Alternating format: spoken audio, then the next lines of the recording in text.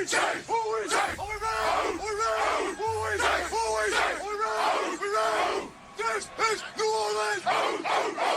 mighty Who Dat Nation, man. Big Q in here representing Tacoma. Shout out to the fam. Shout out to you guys. And shout out to FanDuel, the official sponsor of the show. For all your betting, go to FanDuel and get that in. On this episode, man, let's talk about it, bro. We're going to holler at you guys about do a brief recap for some of the family members who might have not had an opportunity to kind of get their feel on what happened for this busy day, because they were themselves busy working or doing something productive. That's okay. Tacoma got your back, man.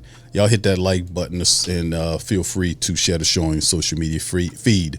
Big Q in here representing the fam. Now listen, let's get right on into this thing, man. For a brief recap, of course, the Saints made some really solid moves. We did a poll in the 5 hour stream talking about this. Y'all can feel free to check that stream out. We went over it, right? And in this one, man, talking about what the Saints did, they filled or plugged the biggest hole they had, which was the left guard position with David Edwards.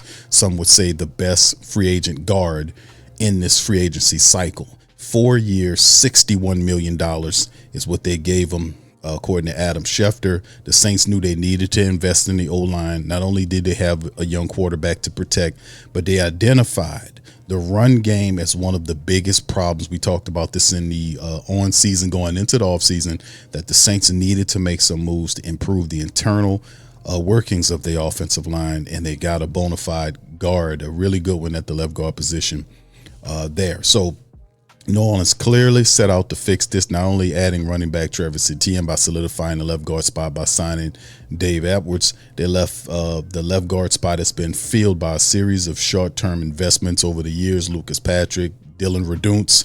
Now the Saints have shown they're serious about fortifying the interior O-line with the signing of Dave Edwards.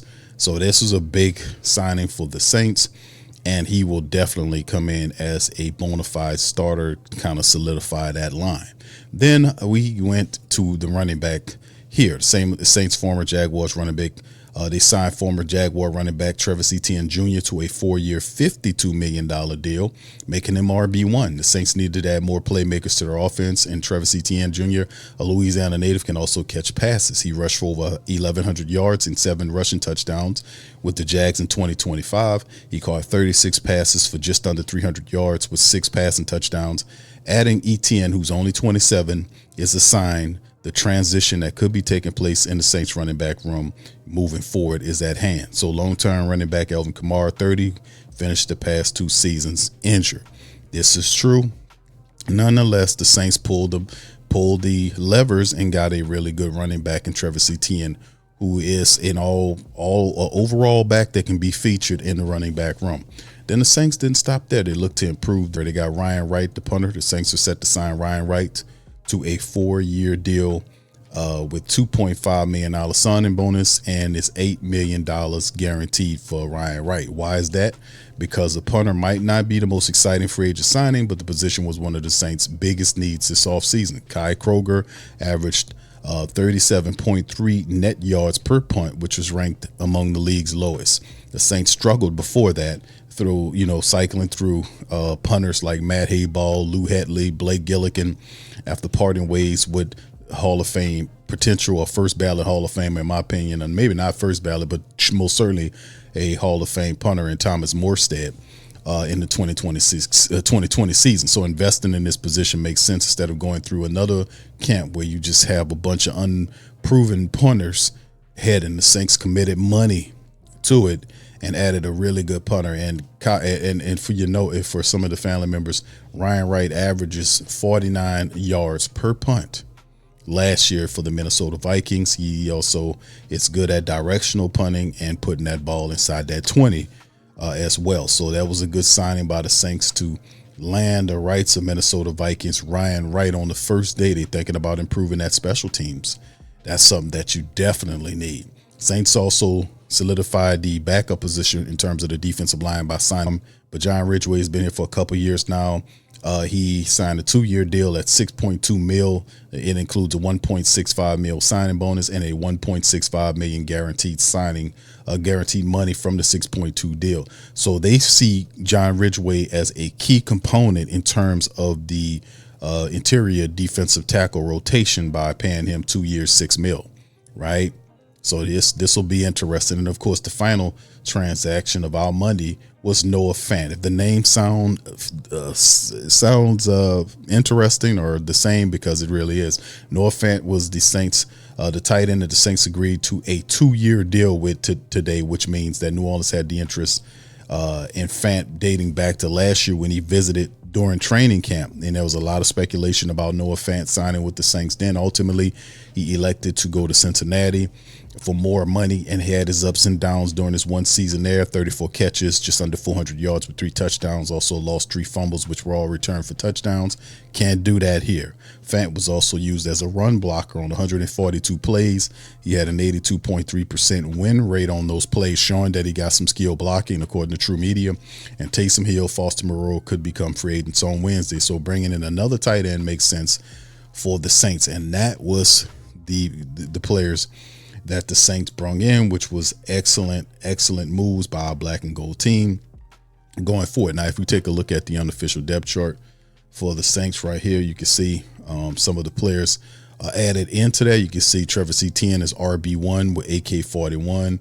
You can see he's situated here at RB2, Kendre Miller, and they see Devin Neal here. This is a good running back room, hopefully they leave Alvin Kamara alone, let him finish up, and we have a good running back room, because we're going to need this into the entire season. And of course, you see David Edwards, the left guard right here, who's picked up here in the Kelvin Banks, David Edwards, Eric McCoy, Cesar Ruiz, and Tali Fuaga are your starting 5. Now, they'll still add some depth there. We still have some moves to be made, like re-signing guys like Luke Fortner, maybe getting another additional guard in free agency in the second tier, or perhaps some guys in the draft that kind of add to the Saints depth, building up that backup offensive line depth. We still have Asim Richards here, Barry Wesley, Xavier Truss, Torricelli Simpkins, Will Sherman, Nick Saldiveri are still guys that are there. And of course, like I said, a lot of moves offensively speaking for the Saints. You can see John Ridgway brung in there. And we'll see what they do with Divine Gacho. They still got to restructure his deal for this year. Christian Boyd is still on the cheap contract. Nate Shepard is there. Vernon Brockton coming off injury. Jonathan Bullett's a free agent.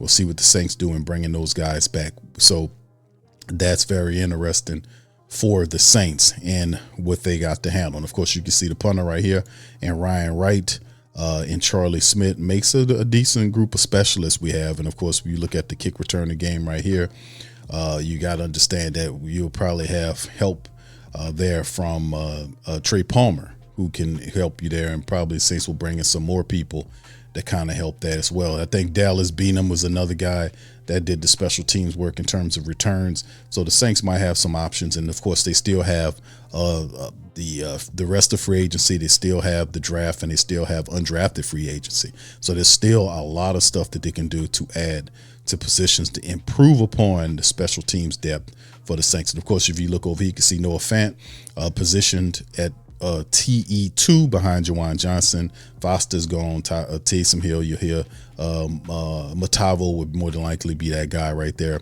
And a lot of these names will fall off the unofficial depth charts when Wednesday comes, because that paperwork will be officially finalized where they will not be members of the team. So a lot of these players you see here, a lot of these guys that are not signed will eventually fall off on Wednesday. That's why they haven't quite updated while some of these guys are still on the team, just to let you know. Now, that is a list of some of the guys that are added to the team. How about a list of some of these guys that are gone? Demario Davis, that's right, fam. Demario Davis, the beloved Demario Davis, left to join the Jets, and this was a really, surprise right here for a lot of the Who Dat members, that he signed a 2-year, not one, but a 2-year deal at $22 million. 15 of it is fully guaranteed. So we know he wanted $10 million. The Saints was not going to give him 11. to stay, and DeMario will. This will be 15 for Davis, who just turned 37, and Tom Condon got him the deal of the century. And DeMario was looking for one form of payday. He said he will consider himself a New Orleans Saint. He sent out a tweet about it, but he getting paid with the Jets. This is something that he wanted to do. He's going up there with Aaron Glenn and that defense. David Onyemata signed a 1-year deal for $10 million.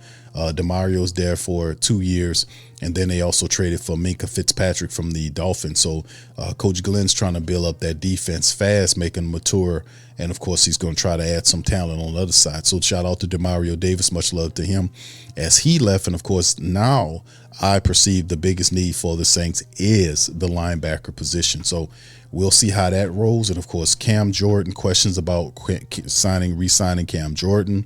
Questions about Luke Fortner, getting him under contract.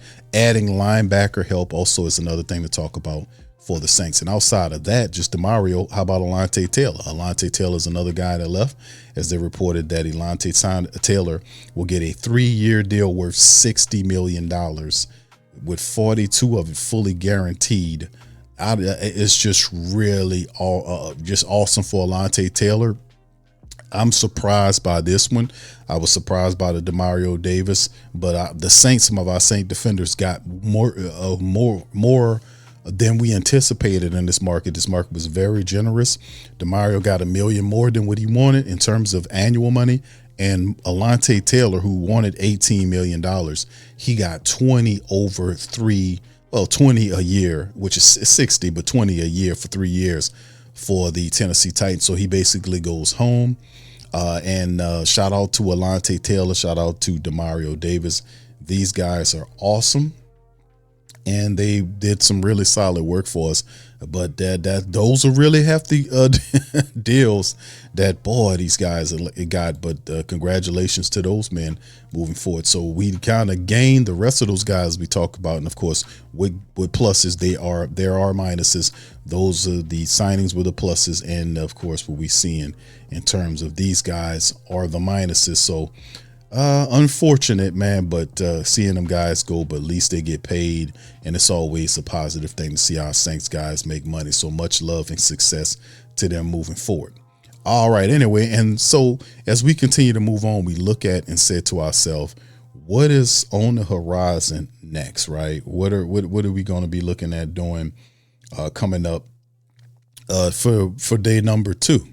And I will be live for day number 2. So let's kind of look at it and kind of preview day number 2. These are still the top free agents remaining on the list right now. So you see Trey Hendrickson, you see the former Saint and Bengal at the top of the list. Devin Lloyd is off the list. Devin Lloyd is gone.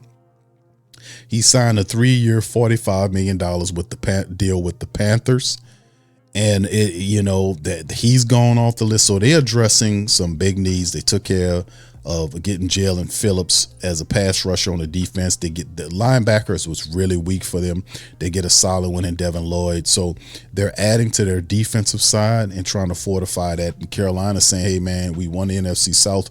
We want to hold on to it. So Devin Lloyd's off the list. Tyreek Woolen, the big cornerback, is available. Offensive tackle Rasheed Walker, tight end Chig Okongwu, wide receiver Romeo Dubs, the former Packer, safety Kevin Bayard, cornerback Nashawn Wright, defensive end Clavion Chasen, guards Elijah Vera Tucker, the former Jet, and guard Chris Paul, who's the former Commander. Quarterback Kyler Murray is still available. Offensive tackles Taylor Decker and Braden Smith. Wide receivers Kelvin Austin III, Debo Samuel, and Jawan Jennings are still available. Guard Wyatt Teller, safety Jaquad Brisker, linebackers Caden Ellis and Leo Chanel, and then the tight end Dallas Goddard, and running back Rashad White. Those are some of the free agents that are remaining for day number 2, and we'll see just if can they and we'll see how it goes, man, and we'll continue to check it. And then I don't expect the Saints to be on a flurry like they were yesterday, on Monday, but my goodness, we'll see how they handle day number 2, man, because a lot of people is really excited about how the New Orleans Saints handle that business, man, and took care of business. in a rightful manner in the free agency market, trying to fill some holes. And of course, we'll be looking forward to it. Also, New Orleans Saints was awarded a compensatory pick in the 4th round of 2026. So we got that information as well. We covered this on the show. NFL announced the compensatory selections on Monday. The Saints was awarded an extra 4th round pick, 136. 33 compensatory picks were awarded, and the Saints were awarded the selection due to the free agent cornerback Paulson Adebo signing with the Giants in 2025. Now, people ask me during the show, Q, would this affect us in the compensatory pick sort of way moving forward? And the reality is that's yet to be determined based on the fact that we are still in free agency trying to do what we are doing. So there's no way to say for certain until we done doing our signings. Then we'll know for certain on exactly what position or where we know what our compensatory situation would be. You get what I'm saying? There's still signings that'll be going on with the Saints. So it is yet to be determined what will be going on in terms of that. So we'll just have to keep an eye out on it, man. Bottom line, and that's just what it is and how it is, right?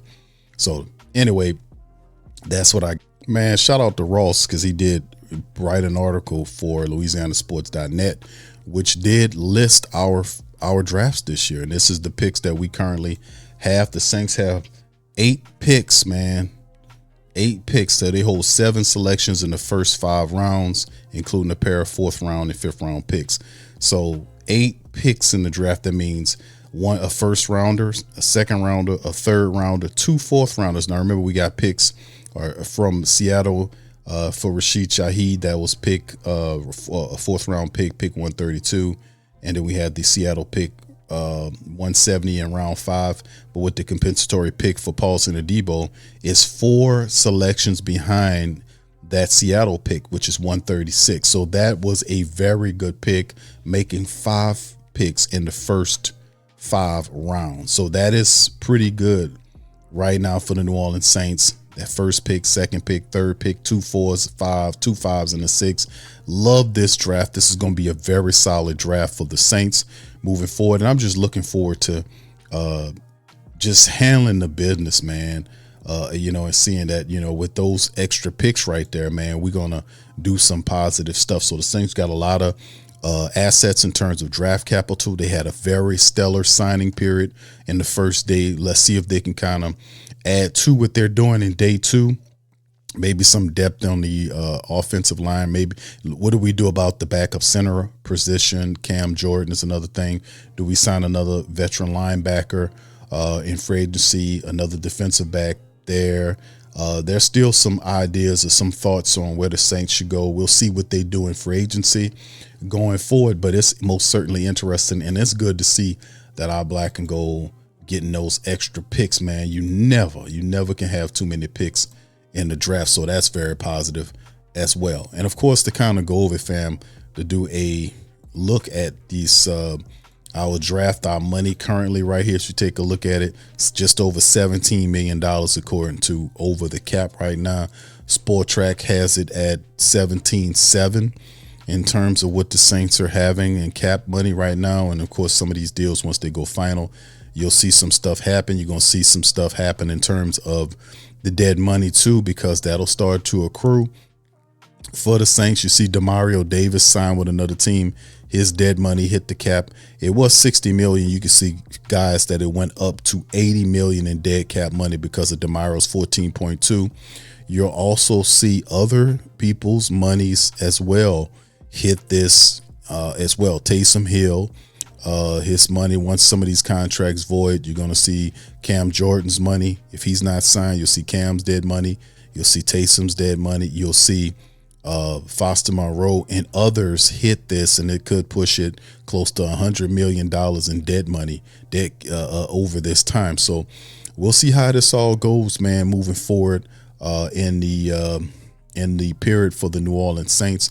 But man, it's looking very interesting. Wednesday is usually when all that kind of hit for the team. So man, we'll just be looking out for all of this stuff, and this is just a recap, man, a brief recap of what we did earlier today. And I remember we'll be back tomorrow with more information covering the waterfront on what's going on with the team in terms of for day number 2. We'll see what other signings have currently happened for us in the draft right now, because there are signings that are being reported. I talked to you guys about Devin Lloyd. He signed a 3-year deal worth $45 million to go to Carolina as they're trying to beef up their defense. The Cowboys brought back Sam Williams on a 1-year, $3 million deal. The Raiders still spending money. They signed a new kicker. They got Matt Gay. He's signing with them as well. So you see a lot of stuff going on in the league. Former offensive Dolphin guard Cole Strange is signing a 2-year deal worth $13 million to go to the Chargers.